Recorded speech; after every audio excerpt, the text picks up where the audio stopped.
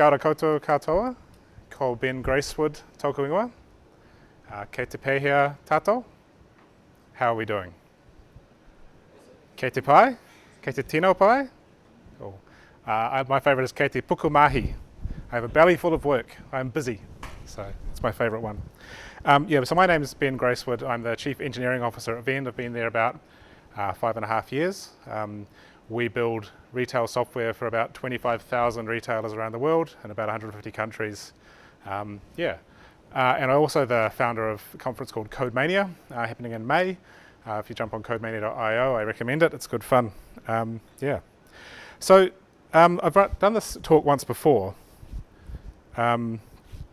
and it was actually saying 3 years ago today. So now it's 3.5 years ago today, and I've updated some of the stats in it as well. But 3.5 years ago today, I was speaking at Agile Australia in Sydney. I was having a fantastic time. I was speaking with, talking with Anders Iverson, one of the co-authors of the Spotify paper. Everyone remembers the Spotify model. I think 2015 was probably about just after peak Spotify model, when everyone was doing squads and guilds and everything else. I was there talking about how great an organisation we had, and how we had pretty pictures by our designers about how our squads and guilds and stuff worked. Sharing diagrams. I had this theory that we define the shape of the honeycomb, but we don't define what people do within that, as long as they kind of adhere to the similar shaped teams. Just all sorts of interesting stuff, right? So then I returned home from the conference, and bang, boom, smash. Basically, literally the day after I got back, I was head of engineering at that point. It was a restructure time. So it was, we'd hit the wall. We were a funded startup. We had 2 months of runway left, and it was immediately changed course and downsized the entire company by 30%. And the interesting thing was, things felt okay before I left. Everything seemed to be on track, but the underlying numbers in the business were fucked, right? If you're into SaaS businesses, things like CAC to LTV, your acquisition cost to how long customers stick around, runway, all that stuff was screwed. I wasn't party to that, but at the time it was wrong. It likens me of the famous quote from the chairman of the Fed, Alan Greenspan, irrational exuberance, right? It's the classic startup thing of let's go fast. But what I want to talk about today, because often talks are about how great things are and how wonderful companies are doing and how awesome everything is, rather than the reality of hard times. So everything is much better now, like incredibly better than before that thing. And I want to talk through what we learnt from that and why it's part of our DNA now and what you can take away from it as leaders. But obviously, initially, absolutely acknowledging that at a human scale, this is absolutely atrocious. People lost their jobs. It was a hard time. But yeah, like I say, I'm positive without that train wreck, we wouldn't be where we are today. Obviously, it's still in my head. But what were our blind spots? What did we miss? What things should have we seen coming? What were the silver linings? What things happened during that we learnt from and we now take forward? And what were the saving graces, the things that we did before and continue to do today that helped us through that process? It's all from the perspective of our product engineering team, which was where I lived at that time in Vend.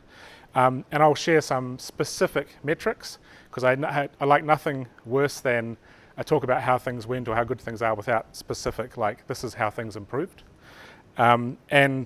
So I will give you real outcomes, real numbers, but I ask that you don't share those, and that's a bit that I want to not have recorded, because I think it's important to be open about these things. But firstly, a brief aside. This is an interesting analogy that I like to work with. Are there any neuroscientists in the audience? Perfect, so I can talk garbage about brains and no one will call me out on it. All right, cool. So I'm going to talk about the cerebellum, and it's a bit of a tortured analogy, but I think it's interesting anyway. Because my wife had booked to go to a talk about neuroscience, and she was sick, so I went along, because I'm not intelligent enough to sort of book and go to highbrow things like that, but it was a great talk anyway. The cerebellum is interesting. It's the bit at the base of your brain at the back. It's 10% of the volume of the brain and contains 50% of the neurons in the brain. And they're all highly, highly specialized, and it's incredibly packed with neurons. But what it does is it takes your intended movement, so your brain says, I want to move my hand, It also takes all the inputs from the world and the sensors you have and then filters the output to your actual movement. Okay. So if you think about it, the talk that this chap, neuroscientist, gave was specifically around shark cerebellum, because sharks have a special problem here where they use electrosense to detect their world, but as they move around, they're generating electric currents themselves. So the shark cerebellum takes all the input of I'm wagging my shark tail now, senses all the electric field and says, well, that electric field is from me wagging my tail, I'll get rid of that, and then it gets the result, which is just the external electric field, which allows it to do its thing, right? So the cerebellum is a filter. It's a feed-forward filter that says, take 2 inputs and get 1 output. Okay. Can I get a volunteer to demonstrate how the cerebellum works in humans? Just one person, just come up the front. Come on. Don't be shy. I won't bite. There you go. Cool. So stand over here. Can you hold your hand out, palm up? I put this bottle in your hand. Okay, right. So I'm going to lift that off, and you see the hand lifted up. I'll do it one more time. So watch this hand carefully. You don't have to try to hold it still, but maybe. So yeah, if you just relax, well, even if you try and hold it still, let's try it again. It still moves up, right? This is my hand. Okay. That's my cerebellum at play, because it's going, oh, you're about to lift this thing off? I will send signals down, I'll send this signal into the cerebellum, work out the weight, send another one down here and compensate for it. But because you don't know what I'm doing, you can try it yourself. Your hand doesn't move. But if I do it, because your cerebellum isn't getting that input. Yeah. It's good fun. It's a great trick, great party trick. There you go. Yeah? Yeah. Now I can have a drink.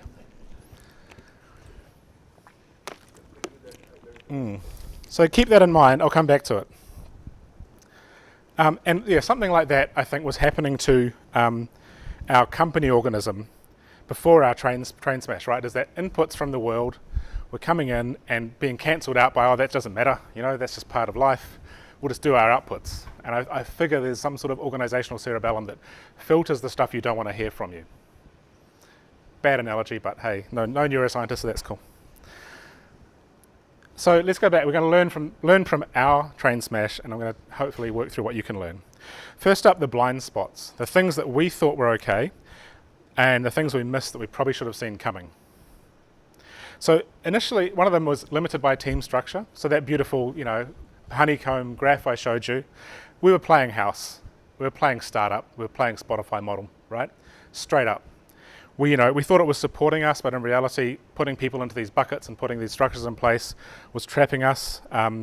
We reckon we had super agile, but in reality, decision flow was quite hierarchical. We ascribed to the whole product managers as mini CEOs, and so things flowed product, design, engineering.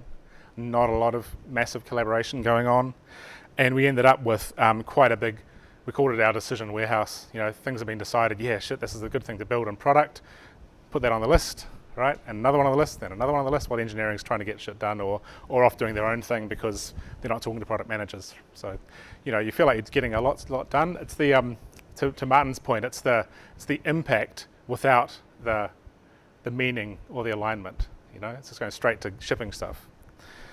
That was one of the main blind spots. In retrospect, seems stupid, but hey. The other one that was interesting was fighting on a broad front. So as a company, we thought it was great as a retail company that anyone who had a point of sale, anyone who had a till was coming to us and buying vend. Awesome, right? Really great.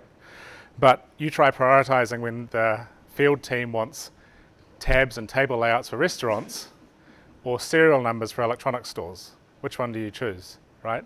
Really broad front. But the reality is, and what we've obviously learned since and should have learned before, was that focus is everything. Rowan Simpson, one of the early TradeMe employees, who was our former board chairman, would say that you actually have to focus on focus. It has to be a key thing you work on to narrow down what you're trying to do so you can execute on that as quickly as possible. I talked to Christoph Jans, Point 9 Capital, one of our investors. He said the same thing. People should be excited by focus. They should be excited by being able to win in a single market at a single task and then move on from there. And that should energize people. So since we've really narrowed down our focus from everyone with a till to multi-outlet, retail-based inventory. And that's a very different feature set. Yeah. The other one, has anyone heard of this, MVP-itis? So again, maybe it's more startup specific, but you can build stuff and ship stuff really quickly, and so you go, oh, I'll just fix that and ship it, or fix this and ship it, and you end up with a whole bunch of minimum viable products and a scattered sort of disconnected product with a lot of things that are sort of half done. You've heard of over-engineering, but this is under-engineering, where you do just enough, get it out the door, and move on. Yeah. The last one's really interesting.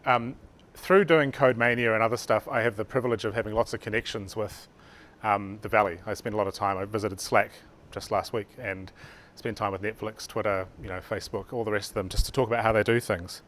And before this crunch, we were manually testing. I had a whole bunch of manual testers testing quite a lot of stuff, right? As well as automation, as well as CI, CD, all that sort of stuff. But what was interesting is that, and you'll see this in the graphs, that we thought that QA was getting us quality assurance. In reality, all it was doing was slowing us down. And there was no material increase in quality when we had no QAs. This is really challenging for anyone who's been or is a QA in the audience, but you should bear with me. So we hadn't modernized our testing approach completely to deal with the cadence we were shipping at. We've since moved to production testing and much more automation. And I was really surprised because I would sit down with people at these big SaaS companies doing much bigger things than we were and say, what's your approach to QA? What do your testers do? And they say, testers? No, we have engineers and automation engineers. We don't have anyone doing manual testing.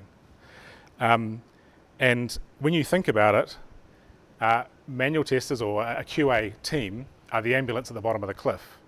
And engineers are merely shoving stuff off the cliff, knowing that it doesn't matter if it's broken because someone down there will look at it and send it back up again, and they'll fix it and shove it off again. Whereas if you say, sorry, there's no fence, there's no ambulance, go walk towards that cliff as fast as you want, the engineers are going to go, okay, shit, I've got to get my stuff right before I ship it. And that's played out in our stats. And it sped us up as well. Challenging, but yeah. So, has this stopped working? Did this to me last time as well. See if I can reconnect. There we go, come on. There we go. Silver linings. So what happened as a result of that? Again, acknowledging that people were affected personally by this, but we'll put that aside. What was the benefit of having to reduce our team by 30%? Go from a team of 60 product engineering down to 40? Team of 200 and something in the company overall going down to more like 150, 180. So what did we learn that wouldn't have happened otherwise? The first one's talent density. Oh, come on. There we go. So who's read the classic Netflix culture slide deck, 2007 one? So you probably know what I'm going to talk about, but I'll go through it. Neat. There we go. So you've probably seen this graph. For those of you who haven't, this is a series of slides that Netflix builds up to when they talk about it. But what they talk about is that all companies, the blue line, get bigger and more complex over time. Okay? And what happens is as you get bigger and add more people, so you start at the beginning of the company, early days, startup, each employee can kind of keep the entire company in their head. And so the complexity is below what individuals can deal with. As you add more and more people, and specifically the percentage of high performance people, you get to a point where no one person can understand the entirety of the complexity of the company or whatever. And this area is process and rules and regulations and that sort of stuff. I'm going to try and reconnect this.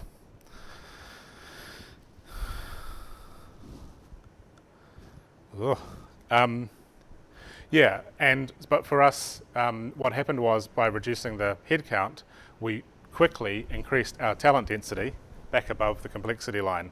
It's not something you get the choice to test very often, but we did, and the results are remarkable, I'll tell you now. It's a really hard thing to think about if you believe, as most companies are, that you're below the line. It's a really tough call to make to try and get yourself back above it.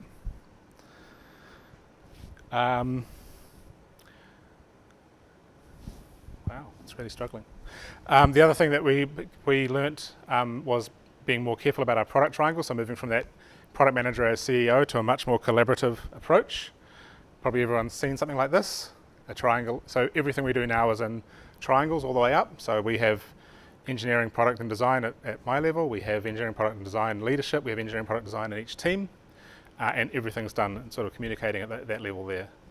But also, what this one comes from Atlassian is that it goes much further than building the product, and we think about this as well, which has been really quite helpful in that when you often you have marketing off selling something without much communication, or building the corporate website that doesn't look like the product, right? So if you can have a sell triangle and an operate triangle as well, where again engineering and support are very, very tightly communicating about what's going wrong, what the customers are saying. You know, production testing, feature flagging, A/B testing, all that sort of stuff is coming in here. Yeah. So I'd say that, you know, the product management as a product manager with a mini CEO, I think, is past, right? It's really collaborative. This is really getting my goat.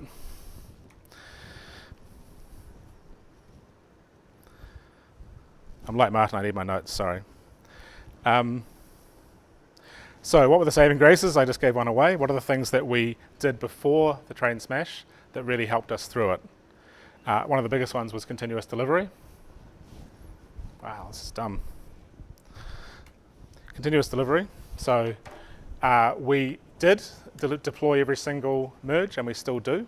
In fact, we do it much more now. So we ship code 5 times a day on a really quiet day at Venn, more like 30, 40 times a day on a busy day. And the reason this is a saving grace is basically the day after this big upheaval and reorg, people just got into it and continued doing what they'd done before, continued deploying code, and continued pushing forward with kind of urgency and much more like sort of collegiality and collaboration. It's like, you know, this shit's happened. It's almost like post a natural disaster. Let's get together and ship that stuff that we said we'd ship and carry on doing it.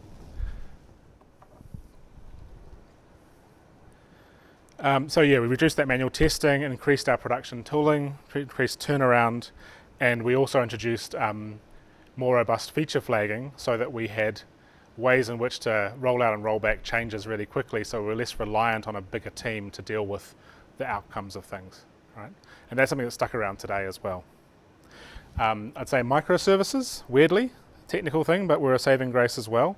So we weren't tied to a monolithic code base or a single language. We were able to execute quickly and you know, bring on board people, move people around between services. You know, obviously post a crunch like that, you end up with a much larger code base with a lot fewer people to deal with. But because of microservices, we could, you know, quite easily get people across each of those individual areas. And like most importantly, obviously culture we had before and after. What's interesting, obviously, is that this event is now embedded in our culture. So everyone understands that if the metrics aren't going right, that's a real alarm bell, and everyone sort of swarms on working out what we can do to fix that, so that we don't have to do the same thing again. But pre the org as well, the culture of you know, the team you know, getting behind the decision and working through it together was important. Yeah. I'd say that, you know, like all that other stuff, culture is the bedrock on which that's built. And as leaders, the leadership is the chaperone of the culture. Obviously the culture comes from the company, but the leader's job is to make sure that is continuing to grow, continuing to be healthy, potentially, you know, almost tending the garden, right? Making sure the weeds don't grow and that the flowers bloom.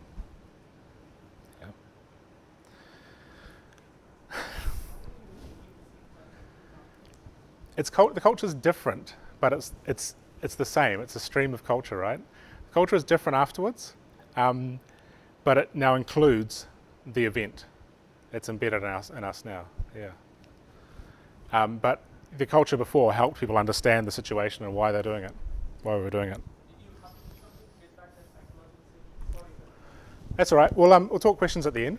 I'll cover it off. Yeah. So, in conclusion, it's a little bit of a quick talk. Let's talk about outcomes. So I told you I'd show you real numbers. So this is a graph I showed. So the event was back in 2015, back over here somewhere. And what we've done since is increased the performance of our PHP massively. And this was the graph I showed last time, then I thought I'd better update it to make sure I'm not talking bullshit. So this is the new graph, same new colors. So we've basically over doubled the speed of our core application and introduced and kept microservices at an even faster level. And the scale is pretty hard, but we're serving 50, 100% more requests as well. Quality, so this is tickets per retailer. So that's a measure of meta measure of quality, right? How often do retailers have to call us in a given month to get something sorted out? Again, the same time scale. So I showed this last time down to, we reduced it by effectively, what was that, 30%?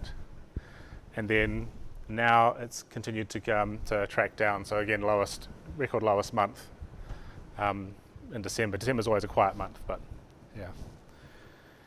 And cost is flat. So, cost is now, the other graph shows it going fairly flat, but we've done all that, served twice as much traffic, better quality, faster, since having to reduce the size of the team.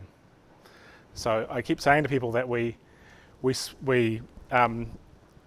shipped more post that train smash than before in real terms, not in a per capita term. We actually started deploying more code with fewer people because we basically got rid of a whole lot of bureaucracy, a whole lot of kind of startup playing house that we'd built up in a rushed growth phase. So yeah, I'll conclude the whole thing later on, but come back. There we go. So what lessons do I think that you can take away from this? One is that, I know, again, technical, but continuous integration, continuous deployment, and deployment speed will save your ass. If you have to lose people, that having that muscle of being able to keep on shipping and keep on pushing through, especially again from the perspective of an engineering team and a product team, is really, really important. Intercom says that shipping is your company's heartbeat, and so keeping that heartbeat going keeps everyone on board. It's part of that thing of how do you make sure everyone's feeling happy and safe. And simplifying hugely. If you remove impediments from people, they will do great work. If you've got the right people on the boat. The other one is remember the definition of madness, which is doing the same thing over and over again and expecting a different result. So again, you often can't engineer these things yourself, but being put through them, saying now you have to change everything you're doing, and then realizing just how dumb it was what you were doing before.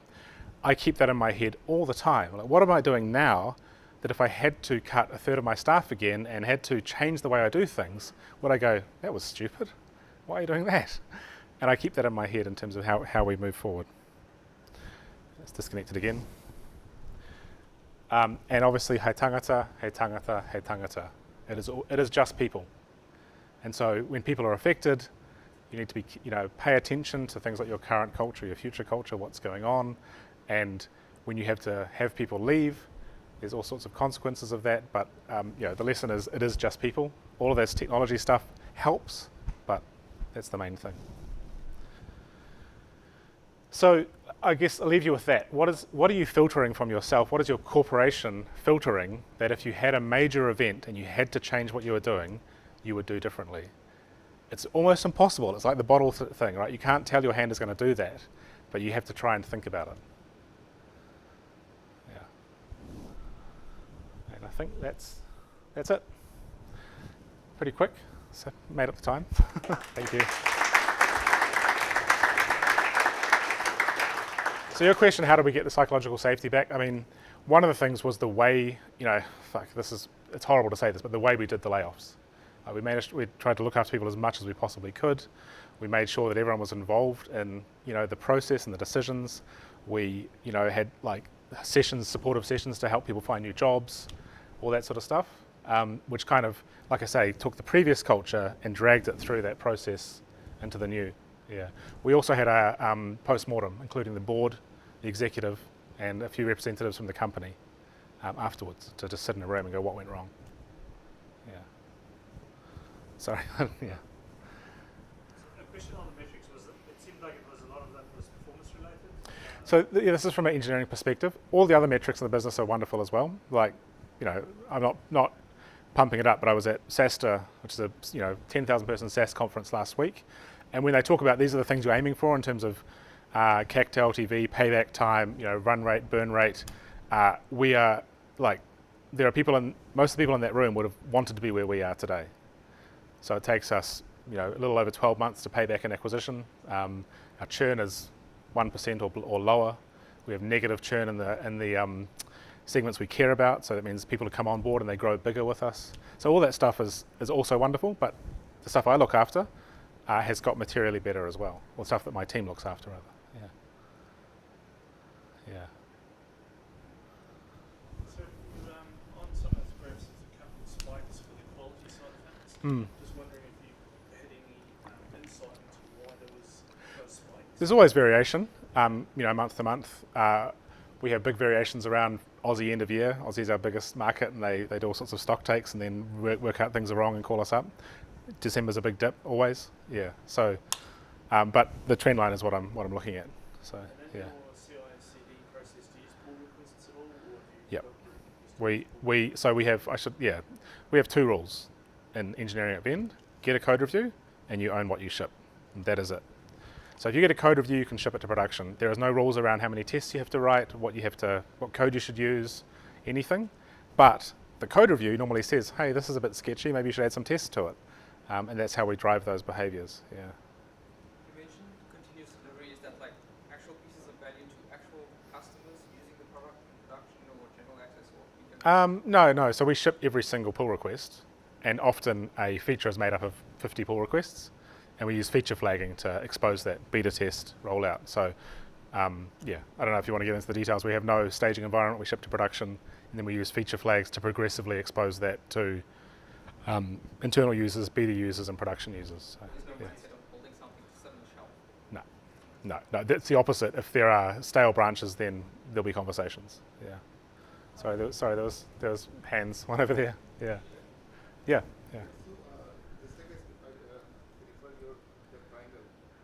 Second? The triangle, just like Oh, a yeah. design is there, and then team is there, and then development is there. Yep. There is no testing, and just like as we know that it works with customer. Mm-hmm. It's too high. So the until you catch your work, it is easy and it's Yep. easy to fix it. And you're not having any tester here, and Yep. you are saying that QA is not needed. So I can dig into that for you. So the question was, there's no testers there. QA's not in the loop. Surely if you test early, you'll just detect bugs before you ship them. So I'm going to state categorically that we ship no more bugs to production than we did when we had testers. It's a really weird thing to think about, but what the situation is that the bugs that manual tests find are not the bugs that happen in production. And we certainly ship bugs, 100%. We ship broken shit all the time, but that broken shit either is found in a beta test, or when we do rollouts where we say over the next month, go from a random 1% of retailers to a random 90%, 100% of retailers. So when it goes to 2 or 3%, if the support phone starts screaming, then we go, hey, we've found something wrong here, we roll back to 0%. And what we find there is those sort of bugs are the ones where we've not understood the way that people are using our software. And that is not understandable by testers. Really, one example is we shipped a brand new, retail, so I'll get into detail, we do variants, color, size, style. So you've got your Allbirds, 5 different sizes, 20 different colors, it's one SKU, right? So we made assumptions about how retailers wanted to manage that, in a grid with, colors and sizes or whatever. Shipped that to production, got it to 30% rollout, and there was just chaos. There were people going, what the fuck have you done to us? We can't use our product page. We looked into it, and there were people who had used CSVs in our API to royally fuck their product catalog to the point that we couldn't even load the page. We would never test on that data, right? Now we know we would potentially look for that sort of data and understand it, but there was no one at any point, and we have QAs who talk about how this might go wrong and talk about what engineers should be doing to test it. No one raised that as a possible issue. And so the catastrophic errors will not be found by manual testing. I'm just saying that. That's my strong view. And so we don't do manual testing. We get shit into production as fast as we can so we can see what contact with the enemy, who are our lovely customers, lovely retailers, will get us, right? No one, a plan is, what is it? Everyone's got a plan until you get punched in the face. That's exactly the way we test. So we make assumptions, then we check those assumptions. Yeah. Yeah.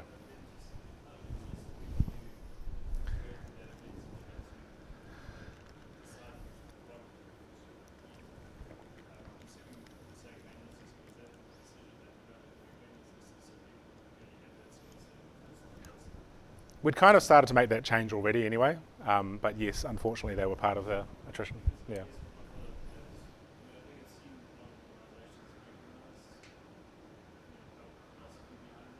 Mm. Yeah.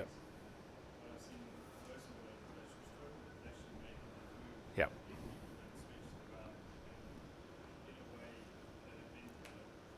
Yeah, exactly. We're like, that's why I say we learned from it. We were lucky, and I'm sort of determined that we keep that in our DNA. Like we were doing budget planning for this next financial year starting in April, and like we're talking about spending doubling the size of our engineering team. It's like, well, what if we halved it? What would we do? And it's just having that thought process to understand, and like that helps drive us to, we want to cut some of our areas of our products. We know it's too big, but like it's people's, it's almost like people and children, that you don't want to, but I like e-commerce, I don't want to get rid of it. But hey, fucking less than 1% of our retailers use it, just cut it. So you have to have those conversations. Yeah, and sometimes an event like this forces your hand, and then you hopefully remember that it's not so hard after all. I have to keep saying people's lives were affected, people lost their jobs, and that fucking sucks. And I want to acknowledge that and divide that from the business side of it as well. Yeah. How much time do we have? Sorry. Cool. Yeah. Sorry. Did going through that process change your leadership style? Almost. I would say yes. I'm trying to think. It's 3.5 years ago now, and it's sort of, again, like I say, it's almost part of my DNA, my corporate DNA. I'd say definitely. I'm trying to pin a particular moment on it.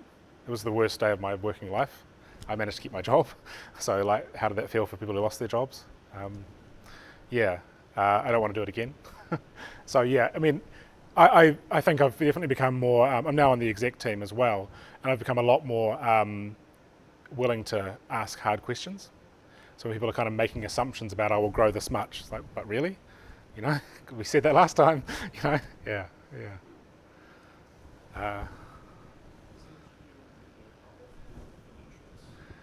I guess because I'm on the exec, we look at it every month. But I think as an engineering leader, you should be looking at impact, not necessarily financials, but definitely impact of what you're doing. So we try to have, through the product engineering design triangle, have really clear metrics and outcomes. So most recent one, we shipped a new integration with WooCommerce, and we had, in fact, we didn't when we first shipped it, and it was a lot harder to use than we expected. Now we have really clear metrics around what we expect in terms of number of tickets, how long they're talking to us, and how many people we can onboard per month with a low impact to the support team. So metrics like that, engineering really should care about, yeah. And that should roll into financials as well, yeah. I have one question. So this culture change. Yeah. I'm going to call it the quality mindset, which is now embedded in the people that Mm. this shit show that happened. Right? Yep. New people coming to the organization, still thinking that, hey, Yeah. that evidence at the bottom. How do they accept or start belonging to this culture of let's building quality from the beginning? That's interesting. So yeah, so just repeating in case anyone didn't hear it, like, yes, people who went through that understand the reasons behind decisions like, embedding quality earlier on. How do you make sure that everyone who's joining now gets it? If I'm really honest, Viking song. Viking song is a term we use where, we don't write enough down, and so we have to tell stories, which is not the optimal way to do it. But I'm just going to be really honest, that we sort of take people through that the first time they come across it and go, is no one going to test my stuff? We then kind of have a conversation. We have some engineering onboarding where we talk through production testing, betas, stage rollouts, feature flags, why we do this stuff. But if people kind of don't click to that, then we might have a deeper conversation around it. I think if we were bigger, we'd have to do more work on that, to be brutally honest. So indirectly, you encourage everybody to have transformation at some point. Uh, well, that was my conclusion. Is almost how do you almost play that out in your head of like, what if I had to cut half my staff? What if I had half the cash or half the budget I had? What if no one was using my product? Think about the worst things that can happen, and then think about how you might go about solving those things. What you would keep, what you'd throw away. Yeah. Cool. Thank you. I'm going to stick around and answer questions if you want. Yeah.